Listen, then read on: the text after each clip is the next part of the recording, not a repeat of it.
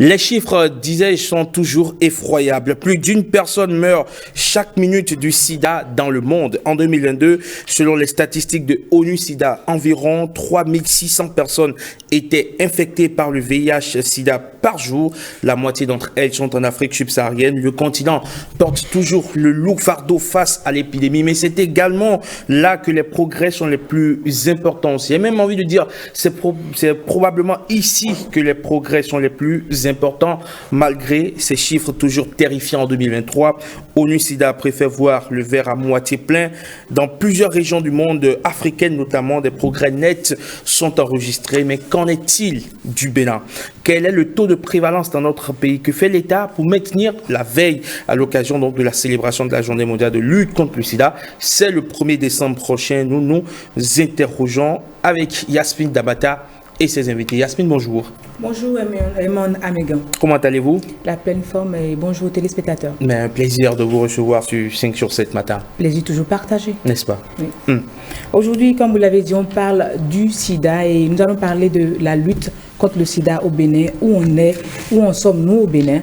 Et pour en parler sur ce plateau, nous avons Dr Bachabi, qui est le point focal, coordonnateur adjoint du programme national de lutte contre le sida. Bonjour à vous. Bonjour, madame. À côté de vous, nous avons également un représentant des PBVIH. Il s'agit de Claude Yamongwe. Merci. Comment vous vous portez? Très bien. Alors, docteur, je vais commencer avec vous. Dites-nous, depuis quelques années, on n'entend plus parler vraiment du sida au Bénin. Est-ce à dire que le sida n'existe plus au Bénin? Merci beaucoup par rapport à cette question. Le sida existe toujours au Bénin. Et l'infection à VIH va toujours demeurer au Bénin. Parce que dire que ça n'existe plus, ça signifiera qu'il n'y aura plus du tout de personnes vivant avec le VIH. D'accord. Aujourd'hui, le sida est une maladie chronique. Donc on peut vivre avec le sida comme on peut vivre avec l'hypertension artérielle. Et la communauté internationale dit qu'on peut contrôler l'infection dans un pays, dans le monde entier. Et au niveau du Bénin, on s'aligne également sur ces objectifs de l'ONU-SIDA qui préconise que 95% des personnes vivant avec le VIH puissent connaître leur statut sérologique et 95% de ceux qui connaissent leur statut doivent être mis sous ARV et 95% doivent avoir une charge virale indétectable. Et c'est à ce prix qu'on pourra vraiment contrôler, arrêter la chaîne de transmission. Donc l'objectif aujourd'hui, c'est d'arrêter la chaîne de transmission du VIH et de permettre à ceux qui sont infectés de vivre une vie saine. Alors, quel est l'état des lieux? Quel état des lieux on peut faire du VIH-Sida au Bénin? Merci beaucoup. Par rapport à l'infection à VIH au Bénin, on peut dire que la lutte se mène très bien. Et aujourd'hui, les chiffres témoignent quand même que beaucoup d'efforts sont faits au niveau de notre pays. Aujourd'hui, la prévalence du VIH au sein de la population générale est estimée à 0,8%. Mais il y a quand même des poches de concentration de l'infection. C'est essentiellement les populations qu'on appelle aujourd'hui les populations clés. C'est-à-dire les hommes ayant des rapports sexuels avec d'autres hommes, les travailleuses de sexe et les consommateurs de drogue par injection. Au sein de ces populations, la prévalence est encore relativement un peu élevée. Chez les travailleurs de sexe, par exemple, elle est de 7,2%, alors qu'elle est de 0,8% dans la population générale. Chez les homosexuels et HSH, elle est de 8,2%.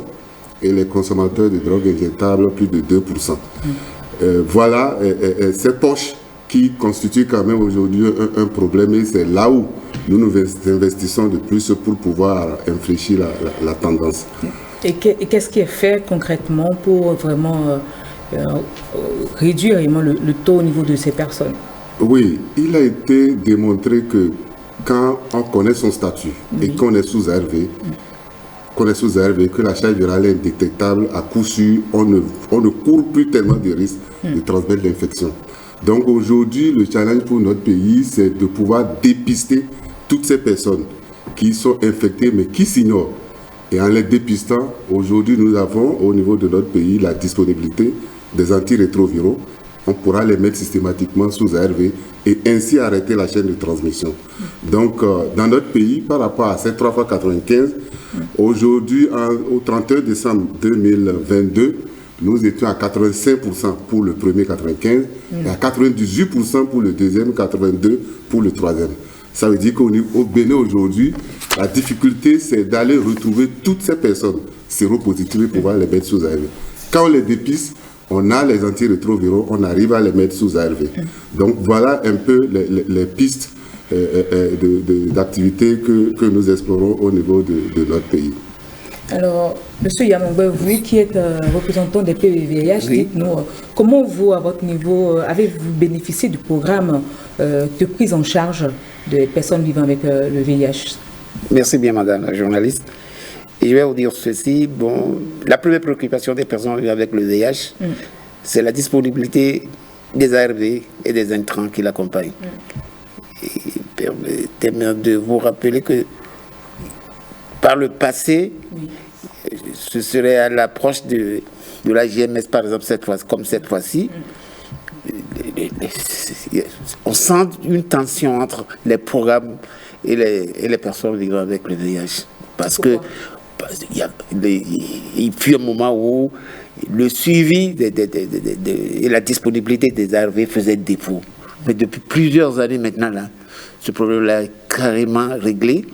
Et l'accessibilité de ces produits-là est devenue tellement si facile que il y a même ce que nous appelons aujourd'hui la multidispensation, c'est-à-dire que quand le patient vient, il peut prendre jusqu'à 6 mois et rester chez elle.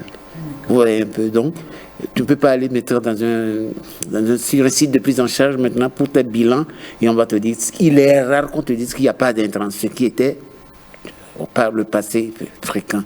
Donc cela se porte bien. Et l'État a fait beaucoup d'efforts, les autres organisations et autres partenaires sur le territoire aussi en font beaucoup. Et je ne vais pas jeter de l'opprobre sur tout ce qui est fait, je dirais plutôt que tout va bien quand même. Tout va bien quand même. Dr Bochabi, est-ce que tout va bien veut dire que d'ici quelques années, on sera au Bénin, on pourra dire au revoir carrément au sida? Je sais que vous devez répondre, mais je vois que Dr Bochabi répond d'abord. Oui, au revoir au sida, c'est ça, je dis. On ne pourra pas dire au revoir au sida. Si on dit au revoir, on peut dire au revoir au sida parce qu'on n'aura pas des gens qui seront au stade maladie, mais on aura des porteurs de l'infection. C'est à cela que nous travaillons. Parce que dire totalement au revoir à l'infection à VIH veut dire que toutes les personnes qui sont aujourd'hui infectées ne vont plus vivre. Or, ce n'est pas ça le but. Le but aujourd'hui, c'est d'arrêter la chaîne de transmission et puis de permettre à ceux-là qui sont déjà infectés de vivre aussi longtemps que cela est possible et de mourir d'autres affections en dehors du VIH-Sida. Donc, c'est à cela que nous voulons tendre. Et l'ONU-SIDA a dit, pour y arriver, c'est qu'il faut réaliser les objectifs 95, 95, 95. Et je l'ai dit tout à l'heure, par rapport à ces 3 objectifs qui sont visés pour l'année 2030, le Bénin, au 31 décembre 2022, est à 85, 98, 82. Vous voyez que nous ne sommes pas très loin de ces objectifs de l'ONU-SIDA pour pouvoir contrôler vraiment l'infection à VIH dans notre pays. Et quelles sont les actions qui sont menées sur le terrain pour aboutir à ce résultat? Oui, les actions sont multiples et multiformes. Comme je l'ai dit, c'est le premier 95 qui est le véritable problème. Si on arrive à retrouver toutes ces personnes qui sont infectées, les ARV sont disponibles. Donc aujourd'hui, nous travaillons à mettre en place des stratégies différenciées pour pouvoir dépister le maximum de personnes porteurs de l'infection à VIH. Et c'est pourquoi nous responsabilisons davantage les communautés et les populations clés à l'effet qu'elles s'offrent elles-mêmes le test du VIH. Donc aujourd'hui, on a la démédicalisation du dépistage du VIH. Avant, il était obligatoire d'aller dans une formation sanitaire pour se faire dépister. Aujourd'hui, dans la communauté, vous pouvez, en tant que population clé, bénéficier du test de dépistage du VIH, qui est un test de triage, et puis aller à l'hôpital par la suite pour une confirmation et une mise sous antirétroviraux.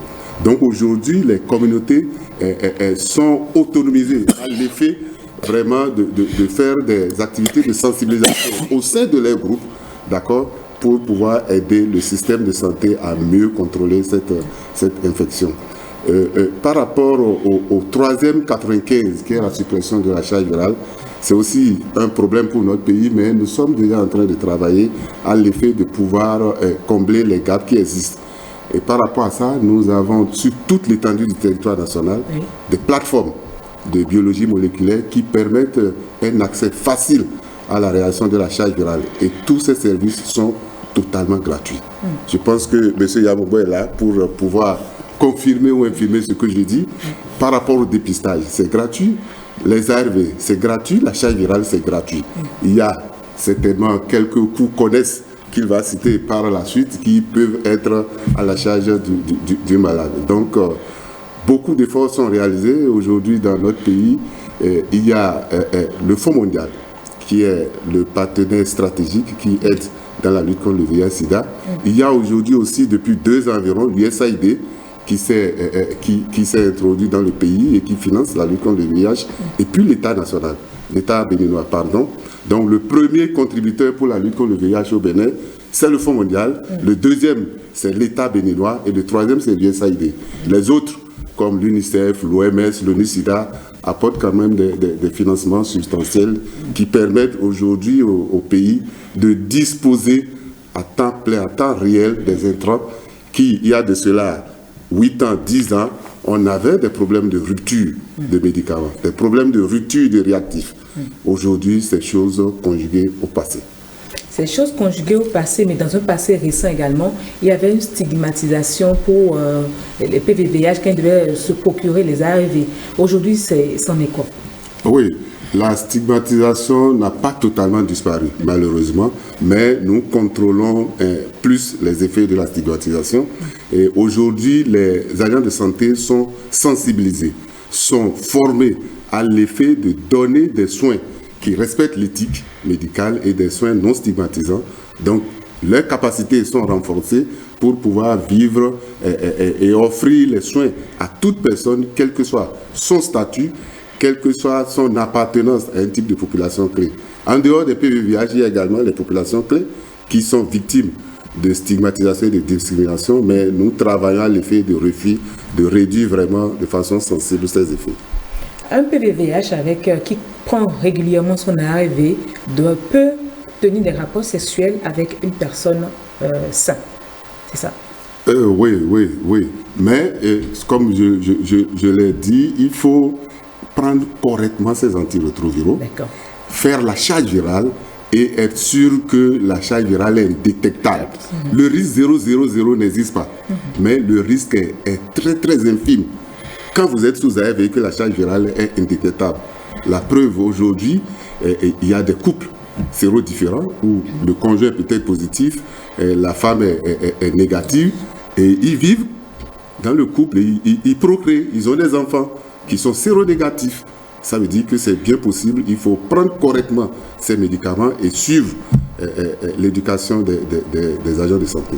Est-ce qu'on peut dire aujourd'hui qu'on peut voir des gens dans la population qui sont PVVH sans qu'on les reconnaisse? Bien sûr, on ne peut plus les reconnaître. Mais n'est-ce pas une manière de proliférer encore plus la maladie? Non, pas proliférer. Si chacun de nous connaît son statut, si chacun de nous prend les dispositions, quand vous êtes dans un couple, dans une relation, il faudrait que les 2 membres du couple puissent connaître leur statut sérologique. Et s'il y avait un qui éventuellement était séropositif, veiller à ce que celui-là soit mis sous ARV et que sa charge virale soit contrôlée, il n'y a pas de risque. C'est pourquoi aujourd'hui, il faut considérer toute personne que vous rencontrez, quel que soit son statut, ministre, DG, qu'il est potentiellement séropositif et traiter cette personne comme telle. Parce qu'il n'y a pas de signe distinctif pour dire dans la population, tel est séropositif, tel n'est pas séropositif. Prendre cette précaution devant toute situation et éviter d'être infecté de façon banale. Et à quelle fréquence peut-on faire son dépistage? On n'a pas de raison à répéter le dépistage tout le temps. Quand vous le faites et que vous êtes séronégatif, vous reprenez 3 mois après, je pense que si vous ne prenez pas de risque, vous n'avez pas de raison de refaire le test. Alors vous, Monsieur Yamoubo, quel est votre message à l'endroit de ces populations qui ne savent pas, de ces personnes qui ne savent pas, qui ont peur encore aujourd'hui d'aller faire le dépistage? Nous allons continuer toujours à dire la même chose. C'est une question de volonté personnelle. Sinon, connaître son statut sérologique est quelque chose de naturel aujourd'hui. Mais dès le départ, c'est tout le tapage qu'il y a eu. toute la diabolisation qu'il y a eu autour qui font que certaines personnes ne veulent mais ils disent que c'est un saut dans l'inconnu à aller faire son stage. Parce que la personne te dit, je ne suis pas sûr de ce qu'on va me dire demain. Surtout qu'à un moment donné, avant on disait que dès que tu as le VIH, c'est que c'est la mort. Moi, je ne l'aurais pas plus, nous souvenons, on n'aurait pas plus. Je ne vais pas citer le nom du ministère. À l'approche de la GMS, comme ça, nous avions demandé à leur faire une sensibilisation et faire un dépistage. Quand on a fini la sensibilisation et tout, on a dit, on va faire. Dans tout le ministère, là, il n'y avait que 7 personnes qui ont accepté. Tout le reste a dit non. Vous voyez un peu, parce que ça dit c'est un saut dans l'inconnu. Oui. Donc les gens vous disent que si vous faites le dépistage et que vous êtes séropositif, ce n'est même pas la maladie qui vous tue, c'est finalement la peur et le fait de savoir que vous êtes séropositif qui va accélérer même votre décès. Vous voyez, alors qu'en fait, il y a une charge ce n'est pas ça. Ce n'est même pas du tout ça. Tu connais son statut, tu es mis sous traitement et c'est fini. Docteur Bachabi l'a dit tout à l'heure, là, c'est de respecter sa prise d'ARV, d'adopter une vie saine. Et tu vas vivre aussi longtemps que toute personne. D'accord. Alors, M. Yamongwe, pour vous qui êtes donc une personne vivant avec le VIH, une preuve de résilience évidemment, mais également un témoignage de ce que le sida n'est plus aujourd'hui forcément une fatalité. Vous acceptez de passer à la télévision, de faire des témoignages, de faire des sensibilisations dans votre communauté. Quel est le regard que les autres portent sur vous? Est-ce qu'il y a ce regard, je vais dire, presque inquisiteur qui se promène sur vous quand vous quand vous voit? Est-ce que dans votre milieu de vie, les gens vous pointent du doigt? La stigmatisation. Non. C'est à cela que nous nous battons aujourd'hui. Une personne vivant avec le VIH ne doit pas se dire qu'on me regarde comme en tant que personne vivant avec le VIH. Nous avons, après l'enquête des stigmates 2.0, c'est l'enquête qui permet de jauger le niveau de la stigmatisation au niveau national. Aujourd'hui, nous avions constaté qu'après la dernière qui s'est passée il y a 2 ou 3 ans, nous avons constaté que la stigmatisation en tant que telle aujourd'hui tend à disparaître. Mais le problème qu'il y a maintenant, c'est le manque de l'estime de soi de ces personnes vers le VIH-Sida qui pose un problème. Il faut s'accepter. Je ne vais pas me permettre de dire Madame Yasmine me regarde parce que je suis VIH. C'est un faux jugement. Et c'est ça aujourd'hui. Même le PSLS est en train de nous aider. Et puis, dès l'année prochaine, là, c'est sur ça que sur cette thématique-là que nous allons travailler dans les associations, avec tout le monde, afin que cela disparaisse. Parce que quand toi-même, tu ne t'acceptes pas déjà, et tu penses que c'est parce que tu es comme ça que quelqu'un d'autre te regarde, il y a un problème. Il y a vraiment un problème. Donc moi, parler de la stigmatisation en ce sens aujourd'hui, là, ce n'est plus trop le problème qui se pose ça. D'accord. Vous avez un point à ajouter par rapport à ce qu'il a dit? Non, il a parfaitement raison. L'autostigmatisation demeure aujourd'hui, c'est ça le véritable problème. Quand la personne même se dit, les personnes qui sont en face sont en train de me regarder en tant que PVVIH, c'est ça en fait qui ronge. Aujourd'hui, tout le monde accepte le VIH aujourd'hui. Je le dis. Aujourd'hui, le VIH, c'est une maladie chronique au même titre que l'hypertension artérielle et le diabète. Est-ce qu'il y a une prise en charge psychologique des patients? Parce qu'au-delà de prendre des antirétroviraux, de baisser la charge virale et d'avoir la sensation de se porter bien, sinon très bien d'ailleurs, est-ce qu'il y a une prise en charge psychologique des patients? Parce qu'il y a ceux-là qui, en dépit de tout, ne supportent pas le fait de se savoir PVVIH ou de se savoir séropositif. Oh non. Prendre le problème dans ce sens-là ne serait pas très adéquat. Non. Prise en charge psychologique, il y en a. Le rudiment même est enseigné et est donné à tous ceux que nous appelons médiateurs et médiatrices sur les sites de prise en charge et dans les maternités. Ce sont des personnes qui sont des interfaces entre les patients qui viennent sur le site et les agents et le centre de site de prise en charge. Mais pas seulement ça, nous avons aussi, il y a l'assistance juridique aussi qu'il y a pratiquement sur tous les sites où les gens qui se sentent d'une manière ou d'une autre fait de stigmatisation et autres, trouveront un agent qui est là, un assistant juriste, qui le conseille, qui le guide. D'accord. Tout est mis en œuvre pour faciliter la vie aux personnes vivant avec le VIH. Docteur, pour finir, est-ce qu'on vous pouvez nous rappeler un peu les sensibilisations qui sont prévues dans le cas du 1er décembre? Ah, merci. Le 1er décembre, c'est vendredi, hein, oui. Et comme la communauté internationale, le Bénin va célébrer également cette journée. Et le lancement officiel aura lieu au Palais des Congrès, le vendredi à 15h, par M. le ministre de la Santé. Mais en prélude à cela, nous allons démarrer déjà dès le 30 par une campagne de sensibilisation à travers une caravane qui va parcourir les deux grandes villes, Cotonou et Calavi, pour sensibiliser les populations sur deux grandes thématiques. Connaître son statut sérologique et puis dire aux personnes vivant avec le VIH que quand elles prennent correctement les antirétroviraux et que la charge virale est indétectable, c'est que la transmission est presque nulle. Donc, indétectable, la campagne I égale à I, indétectable égale intransmissibilité. Donc, c'est deux concepts qui feront objet de sensibilisation au cours des 2 jours qui vont précéder le lancement le 1er décembre. Et ça va parcourir les villes de Calavi et de Cotonou. Donc voilà, j'exhorte vraiment la population, surtout par rapport au premier concept, connaître son statut sérologique. Aujourd'hui, nous avons des autotests. Ces personnes qui pensent qu'elles ne veulent pas aller dans les centres de santé peuvent avoir des autotests et s'offrir le test de dépistage à domicile et être un peu orienté avant d'aller maintenant vers le centre de santé pour confirmer ce test. Donc c'est essentiel. Juste une dernière question. Comment fait l'auto-dépistage?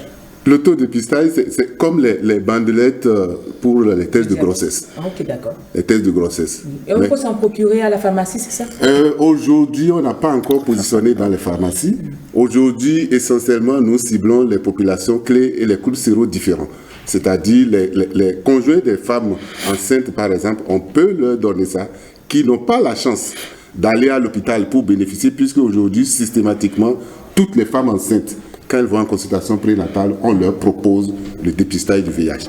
Mais les hommes, eux, n'ont pas la chance de pouvoir bénéficier de cela et on leur propose l'autotest qu'on remettra à leur conjoint pour leur amener à domicile. Donc voilà essentiellement comment cela se fait. Très rapidement, monsieur Yamongbe. Oui, je vais retourner un tout petit peu en arrière. Aujourd'hui, il y a le concept qui est le test and treat. On vous teste aujourd'hui et en même temps on vous met sous traitement. C'est pour vous dire que tout à l'heure, Dr Bachabi vous a parlé de briser la chaîne de contamination. Le test and treat va dans ce sens-là parce qu'on a constaté que plus tôt la personne est mise sous RV, mieux vaudrait pour cette personne de ne plus être en mesure de pouvoir transmettre la maladie. Donc voilà tant d'actions qui sont innovantes, qui sont dans le système, qui permettent de pouvoir quand même contrôler le virus. Sinon, dans la sous-région, le Bénin doit être l'un des rares pays où le taux de prévalence est resté stable ou même en train de chuter. Voilà ce que je voulais suivre. Merci beaucoup, M. Yamongbe. Je rappelle que vous êtes représentant des PVVIH et nous avons également sur ce plateau Dr Bachabi qui est le coordonnateur adjoint du programme de lutte contre le sida au Bénin. Chers téléspectateurs, vous l'avez compris, le sida est bien dans la cité. Il faut faire forcément son dépistage pour savoir son état sérologique et savoir quel traitement suivre et vous êtes bien portant. Voilà, j'ai bien envie de dire, prenez soin de vous et prenez soin des autres.